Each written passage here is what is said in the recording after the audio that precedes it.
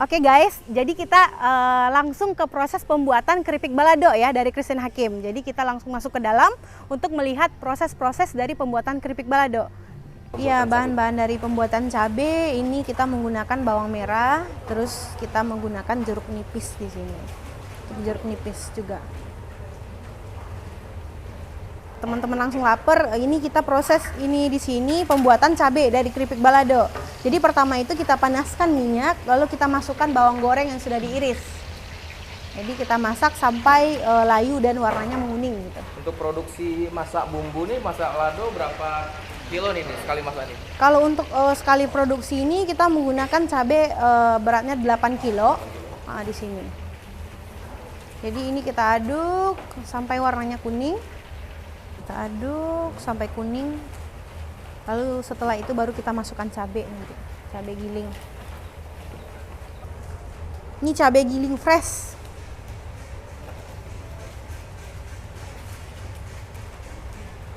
Jadi memang murni cabai ya? Ya, murni cabai tanpa tambahan apapun gitu.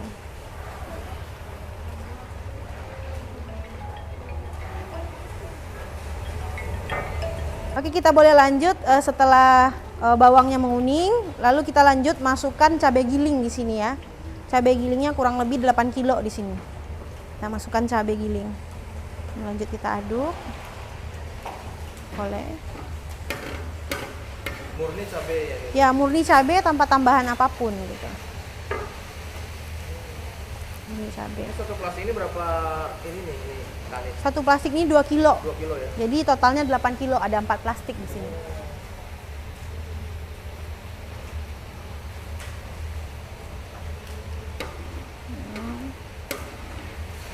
Kita masukkan semua.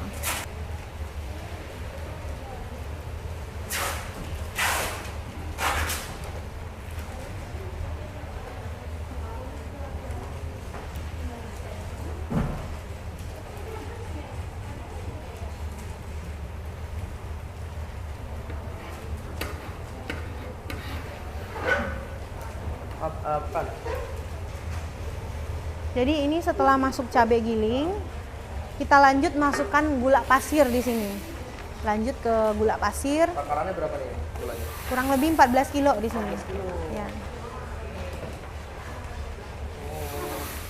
14 kilo. Jadi hasil yang seperti saus ini mungkin dari gula di sini ya. Jadi hasilnya lebih mengkilat untuk gula di sini. Lebih glowing kan? Ya, lebih glowing. Karena dalam pemilihan gula juga kita pakai gulanya gula putih Mataram di sini. Kalau untuk gula sendiri, gula yang warna kuning. Kalau yang warna putih itu kita pernah pakai juga, hasilnya lebih berair. 1-2 jam setelah proses nanti hasilnya berair gitu. Jadi untuk gula juga kita pilih yang bagus di sini. Di sini minyak kelapa. Jadi untuk penggorengan tadi yang goreng keripik, kita bedakan lagi nih untuk yang proses cabai. Jadi untuk yang cabai kita pakai minyaknya yang baru gitu. Karena juga untuk dari segi rasa dan hasil juga berbeda nanti kalau kita pakai minyak yang bekas ya. Jadi kita pakainya minyaknya yang baru di sini. Jadi setelah masuk gula pasir kita aduk-aduk lagi. Lalu lanjut kita masukkan di sini air perasan jeruk nipis. Oh, ini apa ya? Ya, air perasan jeruk nipis. Jadi teman-teman kita cuma pakai 5 bahan di sini ya, nggak ada tambahan apapun. Yang pertama tadi seperti yang udah ada di video, itu ada minyak kelapa, yang kedua bawang merah, yang ketiga kita cabai giling, yang keempat kita gula pasir, yang kelima itu jeruk nipis. Jadi ini kita lanjut aduk-aduk kurang lebih selama 1 jam. Jadi nggak berhenti nih ngaduk-ngaduknya kurang lebih 1 jam, selama 1 jam. Jadi kita nggak ada tambahan garam, vetsin atau yang lain-lain gitu. Jadi untuk keseimbangan rasa kita cuma pakai 5 bahan tersebut. Jadi untuk rasa juga mempengaruhi kualitas ya. Kualitas kita pilih bahan-bahan yang bagus gitu. Kalau untuk menghasilkan rasa yang bagus ya, dan rasa yang bakalan awet nantinya ya kan. Kalau untuk pemilihan minyak goreng tadi seperti yang saya jelaskan. Ini berat nih Bang, coba boleh silakan. Berat. Iya berat ini. Karena cabai sendiri udah 8 kilo, gula sendiri 14 kilo. Sangat-sangat berat. Tekstur warnanya udah mulai berubah ya? Iya, tekstur warnanya mulai berubah, tapi ini belum sih.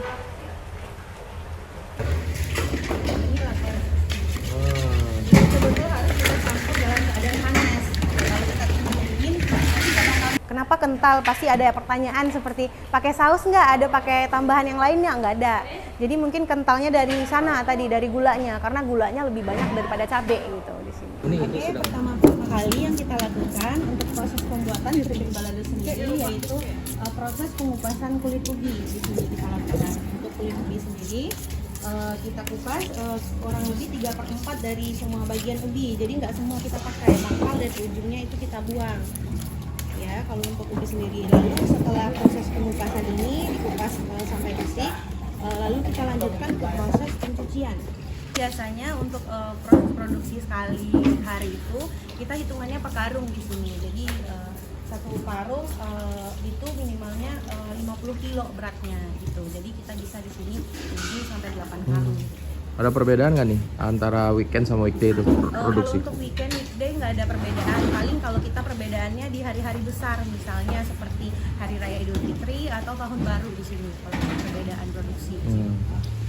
Jadi dari setelah proses pembukaan kulit ubi sampai bersih seperti ini, lalu kita lanjutkan dengan proses pencucian ubinya. Jadi kita gosok-gosok sampai bersih, keadaannya dalam keadaan bersih. Lalu nanti kita lanjut ke proses pengirisan ubi atau proses katam di sini di bahasa Minangnya ya. Jenis ubi apa sih ini nih, Kak? Kalau untuk di sini kita pakai jenis ubi roti yang kulit putih. Jadi ada beberapa ubi di sini, mungkin ada 2 ya untuk ubi. Jadi ada ubi yang kulit merah, ada yang kulit putih. Tapi kita pakainya di sini untuk keripik yang kulit putih. Karena untuk tekstur untuk keripik balado itu cocoknya yang kulit putih. Kalau kulit merah mungkin untuk jajanan pasar. Karena teksturnya kalau misalnya yang kulit merah itu terlalu rapuh kalau untuk dijadikan keripik.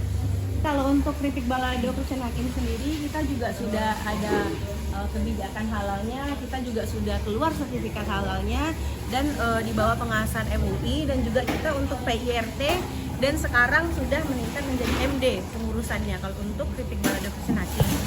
Ke proses pengirisan atau dalam bahasa Minangnya itu katam di sini ya. Jadi kita lanjut ke prosesnya.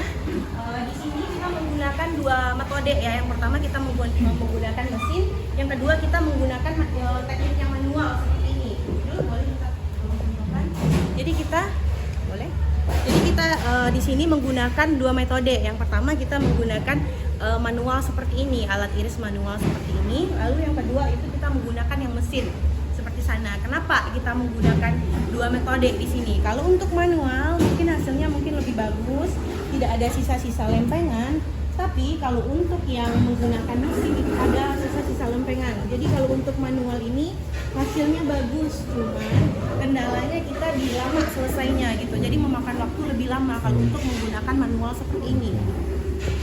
Boleh, jadi ini yang kedua metodenya, yaitu metode menggunakan mesin. Jadi kalau untuk menggunakan mesin ini mungkin hasilnya lebih cepat selesai, cuman kita keterbatasannya di sini ada ini. Jadi hasil-hasil lempengan seperti ini. Jadi adalah hasil-hasil lempengan yang nggak bisa kita pakai intinya. Jadi menggunakan mesin ini kita lebih cepat selesai, cuman ada kendalanya di lempengan-lempengan ini yang nggak bisa kita pakai. Kalau untuk manual tadi kita bisa pakai semua, tapi membutuhkan waktu yang lebih lama.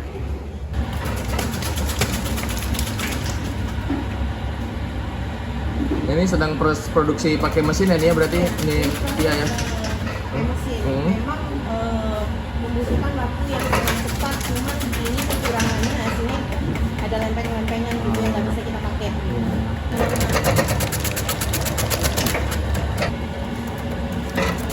Jadi misalkan kalau kita pakai manual semua, nggak tahu lah sampai sore mungkin kita bakal selesai. Jadi setiap prosesnya ada plus minusnya itu ya nih ya. Ada plus minusnya, makanya kita menggunakan 2 metode di sini.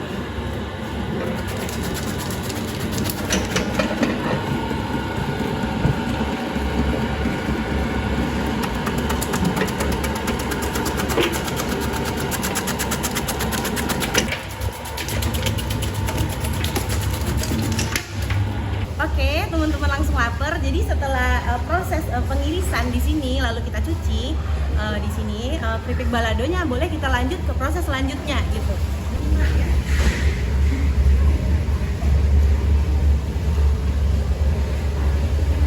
Ini nih. Jadi ini kita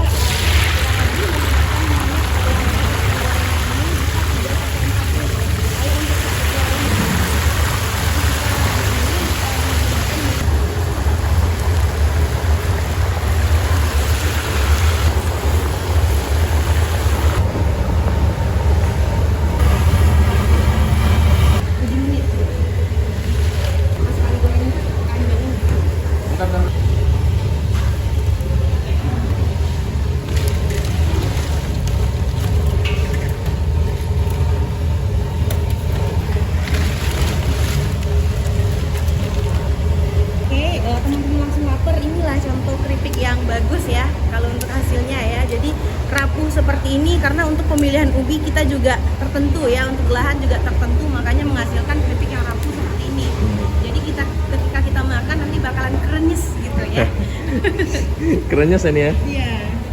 Nah, Bisa jadi satu keranjang seperti ini. oke. Jadi kita pisahkan nanti lagi, ada ubi yang putih, ada yang hitam, nanti kita pisahkan gitu. Jadi yang hitam-hitam seperti ini kita tidak pakai gitu. Jadi kita pakai yang putih-putih. Kalau untuk hitam mungkin nanti kita pisahkan, ada karyawan yang mau makan atau gimana, silakan. Oh. Jadi setelah proses penggorengan kita pilih lagi yang mana yang putih, yang mana yang hitam, itu kita pisahkan lagi sebelum ke proses penggorengan nantinya. Oke guys, teman-teman langsung lapar. Kita setelah lanjut dari proses penggorengan tadi, lalu kita sortir nih keripik-keripiknya, yang mana yang hitam, yang mana yang putih. Langsung kita lanjut ke proses pembuatan di sini, yaitu proses pembuatan cabai di sini atau lado dari keripik balado sendiri. Jadi ini yang paling dapatnya, yang paling bestnya ada di keripik balado Kristen Hakim, yaitu ladonya sendiri gitu. Jadi ini adalah proses pencampuran antara keripik balado dan cabenya gitu ya, keripik atau keripik putih yang tawar yang Proses pengadukannya juga berapa lama ini? Proses harus benar-benar rata ya? iya benar-benar rata sih di sini karena ini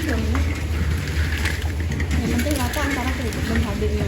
Dan untuk lado sendiri atau cabai ini setelah matang benar-benar harus kita langsung aduk, karena untuk kita diamkan itu bakalan mengental dan nggak bakalan nyatu dengan keripik cabenya sendiri. Jadi setelah kita aduk, baru kita tuang lagi ke sini, ke dalam dulang namanya atau tempat seperti ini. Prosesnya langsung kita lanjut ke proses pengemasan atau packing gitu ya. Langsung kita masukkan ke dalam plastik dalam keadaan panas. Iya. Oke, teman-teman langsung lapar. Jadi setelah mengadukan antara cabai keripik balado dengan keripik tawar tadi, kita lanjut ke proses packing di sini ya. Jadi setelah kita aduk, kita taruh di dulang atau di tempat sumber seperti ini. Nah, bahasa Padangnya dulang ya. Jadi kita lanjut ke proses packing di sini. Jadi langsung kita packing ke dalam plastik gitu, atau ke dalam kemasan. Jadi kalau untuk kemasan sendiri kita mungkin ada beberapa macam. Jadi kebetulan yang hari ini kita pakai yang bening, jadi nanti bisa kita pakai juga di toko Kristen Hakim. Ada yang biru, ada yang macam-macam. Ini uninya nggak panas nih megang keripik pedasnya nih? Enggak ini? Karena kan pakai sarung tangan. Ini biasanya berapa gram nih Tia nih sekali packing? Ini kalau untuk proses yang ini kita di berat 500 gram gitu, jadi setengah kilo jatuhnya. Jadi kita ada berbagai macam ukuran, sebenarnya ada di setengah kilo, ada di seperempat kilo, 250 gram, ada di 200 gram, ada juga di 100 gram nanti. Oke teman-teman langsung lapar, bisa saya jelaskan juga di sini kita cuman pakai 2 supplier kalau untuk ubi ya. Jadi untuk ubi kita untuk yang lahan kita cuman pakai yang di Pariaman atau Padang Pariaman. Karena kalau untuk yang dari Batu Sangkar atau Payakumbuh mungkin tekstur ubinya mungkin lebih cocok untuk pembuatan ganepo yang harus direbus dulu ubinya lalu digoreng gitu. Tapi kalau untuk proses langsung sekali jadi seperti ini kita memakai ubi yang lahannya yang di Padang Pariaman atau Pariaman, karena juga hasilnya berpengaruh gitu. Pariaman kita sudah pakai di Padang Pariaman dan Pariaman gitu supplier ubinya. Jadi setiap hari itu ada yang antar 2 supplier. Jadi misal di supplier 1 nggak ada barang, di supplier 2 kita sudah bisa supply barang gitu. Jadi itu gunanya kita memakai 2 supplier di sini.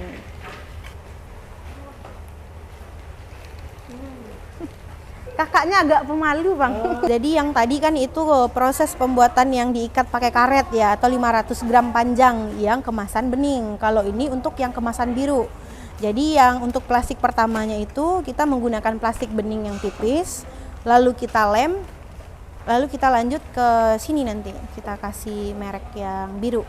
Ini prosesnya dengan pakai sealer ya? Iya, sealer ini. Kita sealer dulu di 1 lapis, lalu kita lanjut nanti ke sini. Kita beri lagi ya, kita bungkus lagi dengan yang kemasan biru, lalu lanjut lagi kita lem nanti menggunakan lem sealer yang berjalan.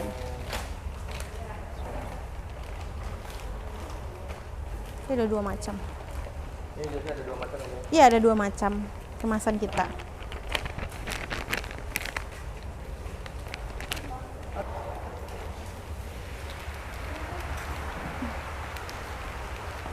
Ini yang ukuran 500 gram.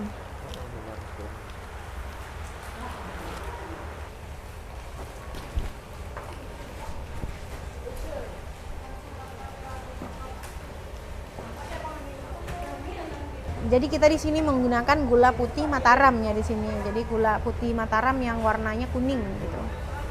Jadi menggunakan GPM jatuhnya. Untuk ketersediaannya stoknya berapa kilo gula nih setiap hari ini? Banyak ya? Untuk 1 minggu itu kita ada kurang lebih 15 karung, 10 sampai 15 karung. Cuman nggak habis minggu itu sih sebenarnya, untuk stok aja kita di sini. Selamat datang di Christine Hakim, selamat berbelanja. Kalau belum belanja di Christine Hakim, belum ke Padang namanya. Kami ada produk utama dari keripik balado, tentunya keripik balado ya, kalau namanya aja keripik balado di sini. Jadi menu utama kami itu keripik balado Christine Hakim, yang ada yang ukuran bulat dan ada juga yang panjang di sini. Jadi ada yang bulat, ada yang panjang. Ini untuk ukuran 250 gram. Dan juga kami tersedia di sini yang kemasan biru. Untuk kemasan biru yang 250 gram seperti ini. Dan juga di sini kita juga ada ukuran 500 gram di sini. Jadi untuk 500 gram kita di sini ada yang seperti ini. Ada yang plastik bening di sini, juga kita ada yang plastik biru tentunya, yang untuk ukuran 500 gram. Jadi teman-teman silakan pilih sendiri di sini. Ada yang menarik juga ukuran yang seperti ini, dan juga ada yang plastik bening seperti ini. Jadi tentukan pilihannya di Christine Hakim. Gitu. Jadi untuk di keripik balado sendiri kita juga bukan hanya saus yang biasa ya, ada juga yang rasa durian seperti ini, dan juga ada yang ekstra pedas di sini. Ukurannya sama 250 gram dan juga harganya sama di sini. Cuman kita ada varian rasa saja. Yang di sini ada durian, yang di sini ada ekstra pedas gitu. Dan juga selain keripik balado, kita juga di sini menyediakan berbagai macam karak kaliang. Ada juga yang ukuran mini, ada juga yang ukuran besar di sini. Dan juga untuk keripik balado Christine Hakim di sini di tokonya kita nggak hanya menyediakan keripik balado saja, kita ada juga rendang, kita ada juga bumbu-bumbu lain, dan juga kita menampung di sini kurang lebih 200 UKM ya. Jadi banyak barang-barang yang dititipkan di sini. Bisa contohnya, jadi bukan hanya khusus makanan ringan atau keripik-keripik, di sini kita juga menyediakan seperti rendang daging, ada dendeng juga, ada juga lado-lado atau cabai di sini, sambal lado, dan juga ada bumbu-bumbu masak yang instan. Jadi di rumah bagi yang tidak sempat untuk memasak, jadi di sini kita menyediakan bumbu ayam kalio, contohnya seperti ini, dan juga ada bumbu instan nasi goreng. Jadi ini bumbunya langsung dicampurkan. Kalau untuk nasi goreng langsung dicampurkan pada nasi, dan juga di kemasannya juga tertera cara penyajiannya.